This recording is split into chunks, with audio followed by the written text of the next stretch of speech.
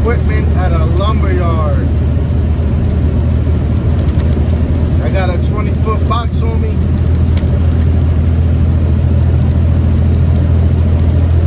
And yeah, our appointment time is for 4 p.m. Well, I have a window from 8 to 4. I think I'm gonna arrive there around 4:15, something around that. Haven't had time to pull over and do nothing but fuel up. Love these types of days. Pushing all week, last minute lows, last minute seconds, and it's just stressful.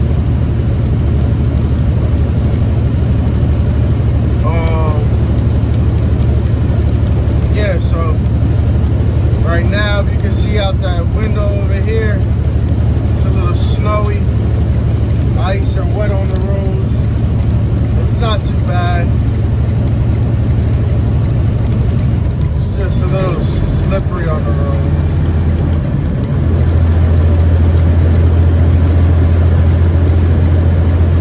Cadillac from Florida just got pulled over.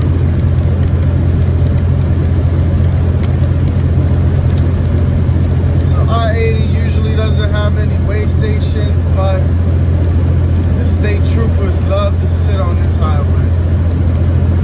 They will get you no matter what. I just passed one and right now I'm passing another.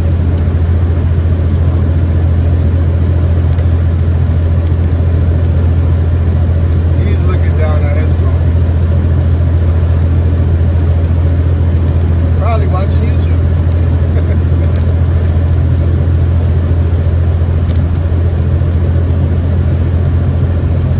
But yeah, man. 5-hour run from Jersey to Butler, Pennsylvania. 5.5 hours, 300 miles. So, let's see how much if I can get back. In one trip. I got an 11-hour clock, right? 5.5 hours to get there, 5.5 hours to get back. Should get close enough to Jersey.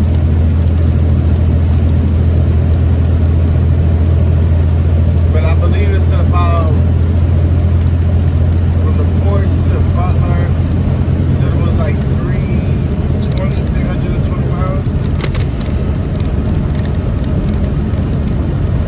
319 to be exact, something like that. Yeah. So,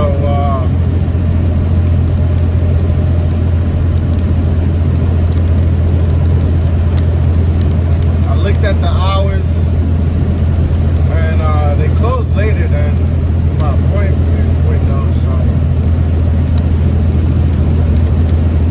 that the stocking and receiving guys like to be there early and get stuff done and leave, but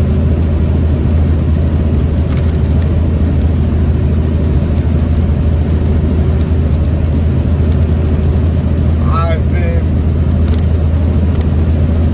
pushing my 14-hour clock every single day this week because of the ports. The ports been holding me up over my 14-hour clock. Killing. When I hit the road, it's already eating into my drive time.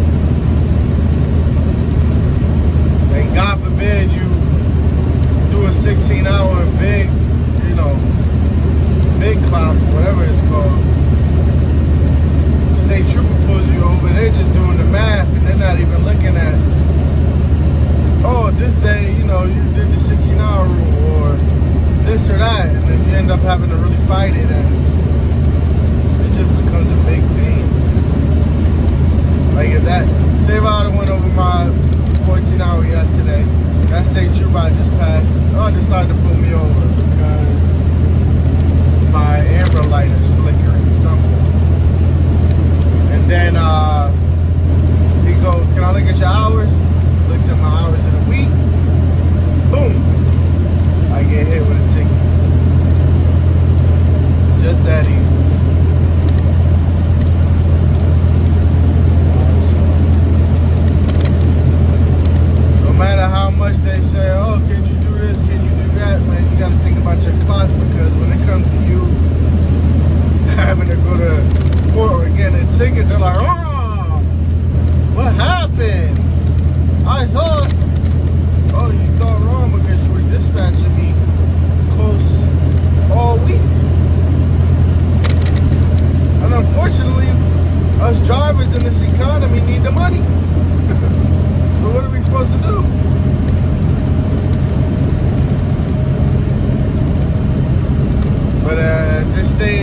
man, it is what it is. It is what it is. I'm telling you, man, like, I've been doing this a long time, whether it was for a company or on my own, it just doesn't matter. Oh, what's up today? Oh, today we're busy. Oh, you're sitting there waiting for 5 hours? Oh, we're busy. Oh, can you do this run? But you've been sitting here for 10 hours. Oh, this or that. That's what I used to deal with when I worked for another company. JB Hunt. Get there at, my start time was 12 noon, so I would try to get there early some days, 7, 8 o'clock. They don't have to sit till 12, 1 o'clock. I get there at 12, they'll have me sit there till 2, 3 o'clock. Whatever. Maybe I'll get lucky and walk in and out because there was a load that nobody wanted to take. And I hate sitting down and waiting. So I looked at the load, took it, boom, in and out.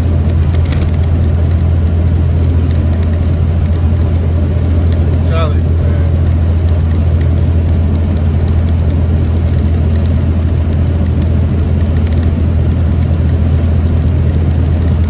We'll see, we'll survive this trucking winter.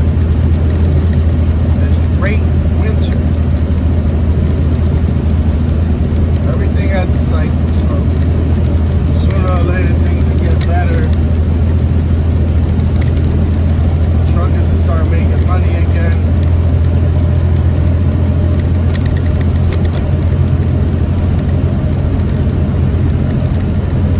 Companies will stop going bankrupt.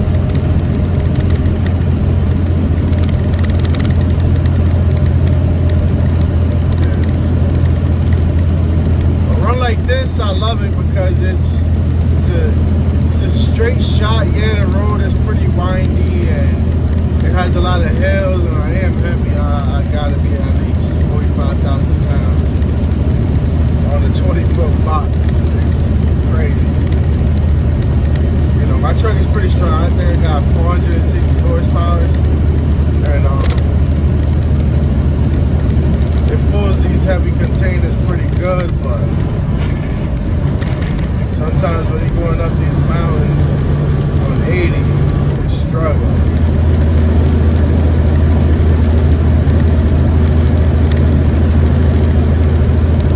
That scenery looks beautiful. I love when the trees are like frosted. It's like a frost over the trees.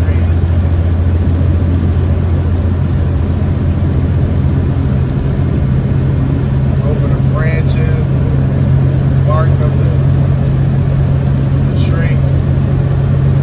New Landstar just passed us. I'm doing 60, he's not at 75, 80. Talking about Landstar, I wonder what their opportunities are looking like. I'm hearing that they're struggling as well. I was watching one YouTube and he was saying how he's moving to flatbed for different opportunities. I thought about doing that before taking containers on. I've never done it. Actually, I'm also going to do car hauling. Never done car hauling, but my truck isn't equipped for car hauling, so I think I would have to probably do like a 5-car hauler. I'm not too sure if you need still some type of brackets or frame put on for that type of trailer. Also, I would have to take a securement class and basically train myself to learn about car hauling, the ins and outs of the business. Yeah, I remember during the peak of the pandemic when everyone was getting money, it was crazy. $15,000 a load. I mean, I was seeing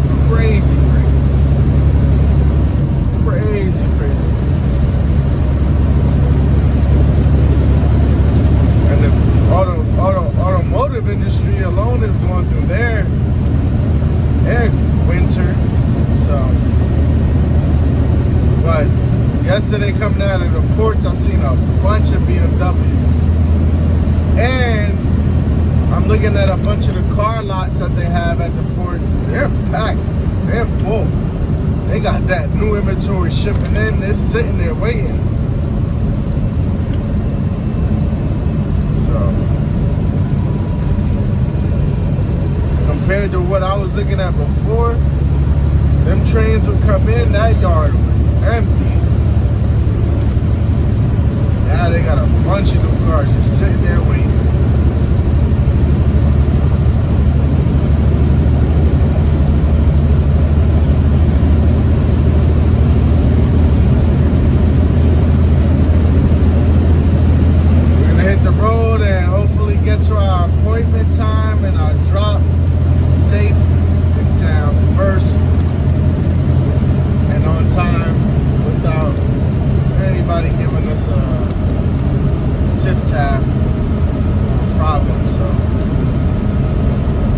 God willing, see you guys on the next clip.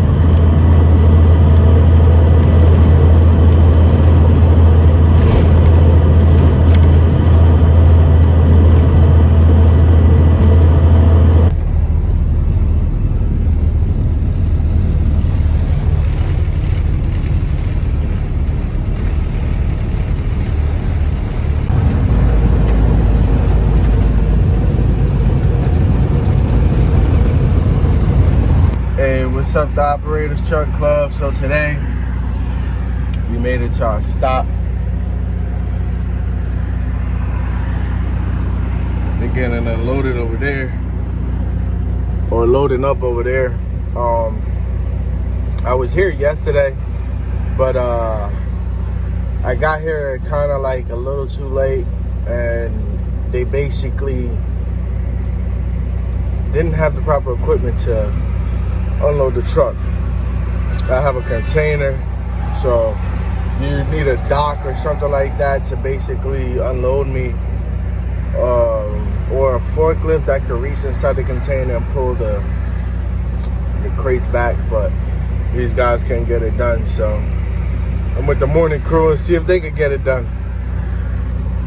If not, it's going back to the ports. So just had my breakfast. I had chicken sausage. No, chicken sausage. Yeah. I had a chicken biscuit sandwich with cheese. The breakfast of trucking champions. Yeah. Chicken and biscuits and coffee. I'm telling you, man. They want us to have a heart attack out here on the road. But yeah, so catch you on the next clip.